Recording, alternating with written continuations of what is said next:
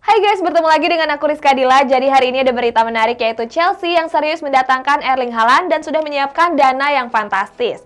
Terus ada juga dari pertandingan tadi malam momen-momen seru mulai dari penyelamatan keren sampai momen lawak. Seru-seru kan beritanya? Makanya nontonin sampai habis di Cetak Gol harian berikut ini.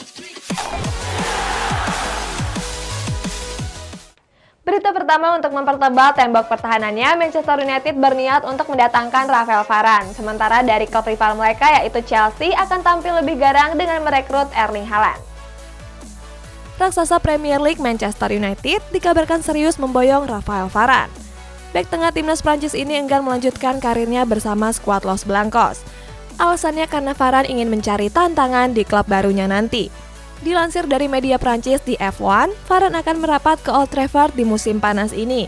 The Red Devil dikabarkan siap membayar mahal untuk mendaratkan Varane ke kota Manchester.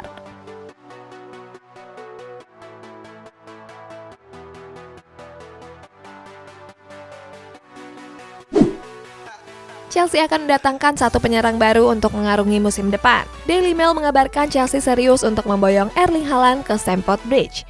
Kabarnya The Blues sedang mempersiapkan tawaran kepada bomber muda Borussia Dortmund tersebut.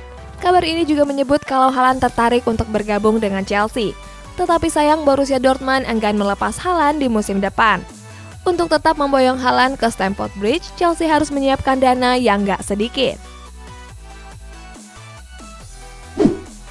Juventus merilis pernyataan terkait masa depan dari Cristiano Ronaldo, sedangkan rival sengit Juventus yaitu AC Milan katanya semakin dekat dengan Domenico Berardi. Sementara itu ada Atalanta yang lagi bagus-bagusnya mencatatkan sejarah baru di Piala Euro 2020. Simak selengkapnya berikut ini. Mega bintang Portugal Cristiano Ronaldo dikabarkan akan hengkang dari Juventus pada musim panas ini. Sejumlah klub jempolan Eropa juga disebut berminat untuk memboyongnya.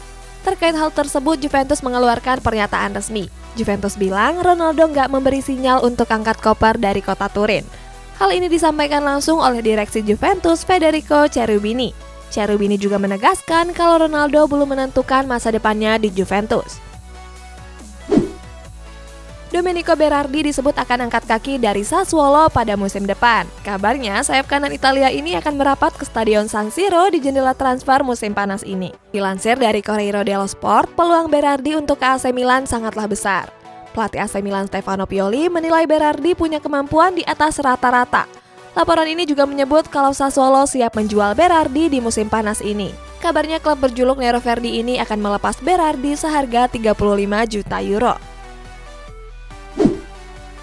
Di perhelatan Piala Euro 2020, Atalanta mencatatkan sejarah baru. Mereka jadi tim keempat yang berhasil menyumbangkan 5 nama pemain dalam daftar pencetak gol.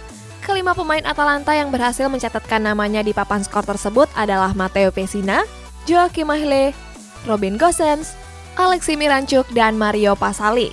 Sebelumnya sejarah ini pernah ditorehkan oleh Anderlecht pada tahun 1984, kemudian Barcelona pada tahun 2000, dan Real Madrid pada tahun 2012. Demi mempertahankan mega bintang mereka Lionel Messi, Barcelona sampai rela mengadakan pertemuan dengan La Liga. Dan untuk mengatasi krisis finansial, katanya Barcelona juga mengangkat CEO baru. Siapa ya guys kira-kira? Simak selengkapnya berikut ini. Masa depan Lionel Messi di Barcelona masih menjadi tanda tanya besar. Sebelumnya pada tanggal 1 Juli kemarin, Messi resmi menjadi pemain berstatus bebas transfer. Ini artinya klub lain bisa memboyong Messi secara gratis. Menurut kabar yang beredar, Barcelona nggak bisa memberikan perpanjangan kontrak kepada mega bintang asal Argentina tersebut. Alasannya saat ini Blaugrana terhalang oleh aturan finansial fair play yang dibuat oleh La Liga. Untuk itu, Barcelona mencari solusi agar Messi bisa memperpanjang kontraknya. Menurut aturan, Barcelona harus memotong pengeluarannya sebesar 671 juta euro.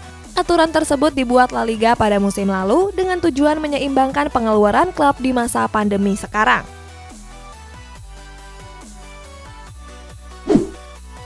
Pada tanggal 1 Juli kemarin, raksasa La Liga Barcelona resmi menunjuk Ferran Reverter sebagai CEO baru mereka. Hal ini juga disampaikan melalui laman resmi klub.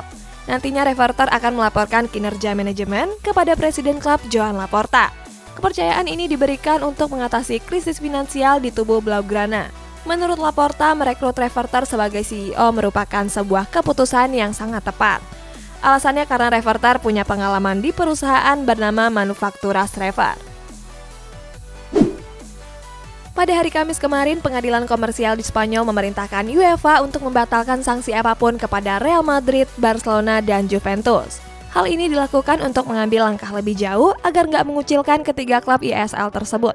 Mereka menganggap kalau UEFA nggak berhak menjatuhkan sanksi. Selain itu, pengadilan ini juga memerintahkan Liga Premier Inggris dan Serie A Italia untuk ikut membatalkan sanksi apapun kepada klub yang sudah berpartisipasi di European Super League. Berita selanjutnya, pengadilan Spanyol membela Real Madrid dan Barcelona dari sanksi terkait European Super League. Sedangkan La Liga sudah resmi merilis jadwal musim baru yang akan dimulai digelar oleh 5 pertandingan. Simak ulasannya sebagai berikut. Pada hari Kamis kemarin, La Liga resmi merilis jadwal untuk 2021-2022. Nantinya pertandingan pembuka akan diselenggarakan di tanggal 15 Agustus yang akan datang. Sedikitnya ada 5 laga yang akan berlangsung di tanggal tersebut, yakni Deportivo Alaves melawan Real Madrid, berikutnya ada laga Celta Vigo melawan Atletico Madrid, selanjutnya lagi ada laga Barcelona melawan Real Sociedad, kemudian ada Sevilla melawan tim promosi Rayo Vallecano, dan terakhir ada Elche melawan Athletic Bilbao. Masa depan Sergio Ramos akhirnya menemui titik terang. Mantan bek tengah Real Madrid ini dilaporkan sudah sepakat untuk bergabung ke PSG pada musim depan. Kabar ini diperkuat oleh jurnalis sepak bola kenamaan Fabrizio Romano. Menurut Fabrizio, Ramos sudah berada di kota Paris untuk melengkapi beberapa persyaratan. Nantinya Ramos akan menandatangani kontrak di Parc des Princes sampai tahun 2023 mendatang. Les Parisiens juga mendapatkan Ramos dengan status bebas transfer.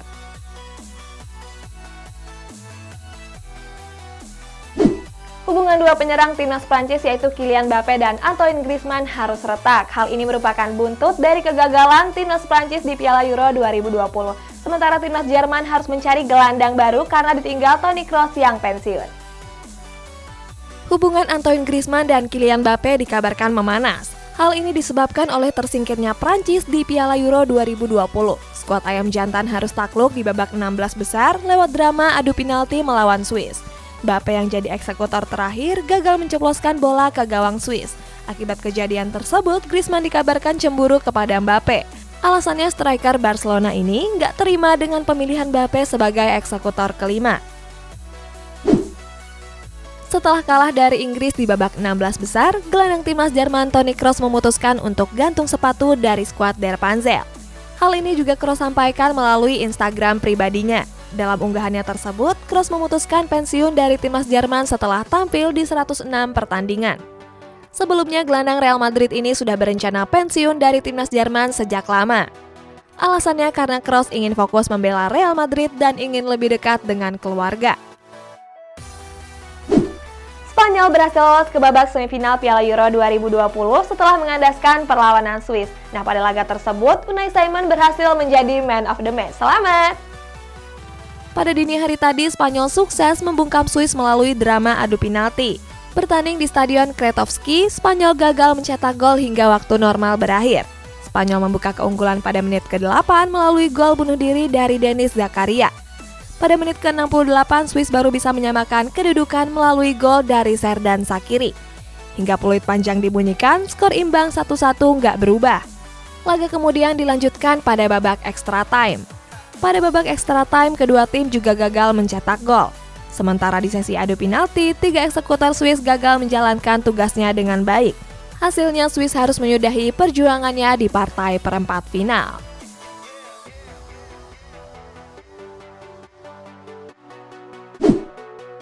Kiper timnas Spanyol Unai Simon terpilih menjadi pemain terbaik pada laga melawan Swiss. Dalam laga ini, Simon menjadi kunci kemenangan dari skuad La Foria Roja. Kiper Athletic Bilbao ini melakukan aksi penyelamatan heroik dalam drama adu penalti. Unai Simon sukses meredam 2 tendangan penalti sekaligus. Yang pertama, Unai Simon menepis tembakan Fabian Schär. Sedangkan yang kedua, Unai Simon menepis tembakan dari Manuel Akanji. Berita terakhir, setelah Spanyol, giliran Italia yang mengunci tiket semifinal Piala Euro 2020 setelah mengalahkan Belgia dengan skor 2-1. Nah, pada laga tersebut terdapat momen penting lainnya, termasuk Leonardo Spinazzola yang mendapat cedera parah. Cepat sembuh ya, Bang. Pada babak perempat final, Italia bertanding menghadapi Belgia. Bertanding di Allianz Arena, laga tersebut sukses dimenangkan oleh Italia dengan skor tipis 2-1. Italia berhasil menguasai jalannya laga dengan unggul penguasaan bola, jumlah tembakan, jumlah operan, sampai akurasi umpan. Italia membuka keunggulan pada menit ke-31 melalui Nicolo Barella. 14 menit kemudian, Gli Azzurri memperlebar keunggulan melalui gol dari Lorenzo Insigne. Jelang turun minum, Belgia sukses memperkecil ketertinggalan melalui gol penalti dari Romelu Lukaku. Hingga menit akhir, skor 2-1 nggak berubah untuk kemenangan dari Italia. Dengan hasil tersebut, Gli Azzurri berhak lolos ke partai semifinal. Sayap kiri Italia Lorenzo Insigne dinobatkan sebagai man of the match pada laga melawan Belgia. Dalam laga ini Insigne sukses menyumbangkan 1 gol. Sayap kiri Napoli ini membantu Italia dengan membangun serangan dari sisi kiri. Insigne sukses melepas 3 tembakan di mana 2 diantaranya mengarah ke gawang. Gol Nicolo Barella juga nggak terlepas dari peran penting dari Insigne. Menurut pengamat teknis UEFA Willy Ruttensteiner, Insigne layak mendapatkan penghargaan tersebut. Penjaga gawang Italia Gianluigi Donnarumma mendapatkan hal yang aneh. Kiper berumur 22 tahun ini mendapat tawaran uang dari para supporter yang menyaksikan pertandingan langsung. Para supporter itu memberikan uang kepada Donnarumma senilai 20 euro. Belum diketahui secara pasti apa motif dari pemberian uang dari supporter tersebut. Dalam laga itu, Donnarumma sukses menghalau 2 tembakan dari Kevin De Bruyne. Tetapi sayang Donnarumma gagal meraih clean sheet setelah gawangnya dibobol oleh Romelu Lukaku melalui penalti. Pada laga perempat final melawan Belgia, bek kiri timnas Italia Leonardo Spinazzola mengalami cedera. Pemain AS Roma ini mengalami cedera pada menit ke-79. Cedera tersebut membuat Spinazzola nggak bisa melanjutkan pertandingan dan harus ditarik keluar. Bersumber dari Sky Sports, Spinazzola mengalami cedera Achilles tendon. Kabar terbaru menyebut Spinazzola akan absen sampai 1 tahun ke depan. Hal itu akan membuat kerugian untuk skuad Gli Azzurri yang lagi bagus-bagusnya. Pada laga melawan Belgia, ada momen lucu dari penyerang Italia Ciro Immobile. Pada saat melancarkan serangan, Immobile melakukan aksi diving di kotak penalti. Penyerang Lazio ini pura-pura meringis kesakitan. Lucunya ketika serangan tersebut berbuah gol, Immobile justru langsung bangun dan ikut merayakannya dengan berselebrasi. Gol tersebut terjadi pada menit ke-30 melalui sepakan kencang Nicolo Barella. Hasil itu juga memastikan kemenangan bagi skuad Gli Azzurri. Setelah mengakuisisi PSG Pati, YouTuber kondang Atta Halilintar dikabarkan akan membeli klub Indonesia lainnya. Kabarnya Atta akan mengakuisisi klub dari Liga 3. Hal tersebut disampaikan oleh manajer AHA, Doni Setiabudi. Doni mengatakan Atta berencana mengakuisisi klub Liga 3 dari zona Jawa Barat. Sampai saat ini, kabarnya sudah ada 2 klub yang menjadi incaran dari Atta Halilintar. Pemilihan tersebut berdasarkan hasil rekomendasinya yang nanti disampaikan melalui presiden klub.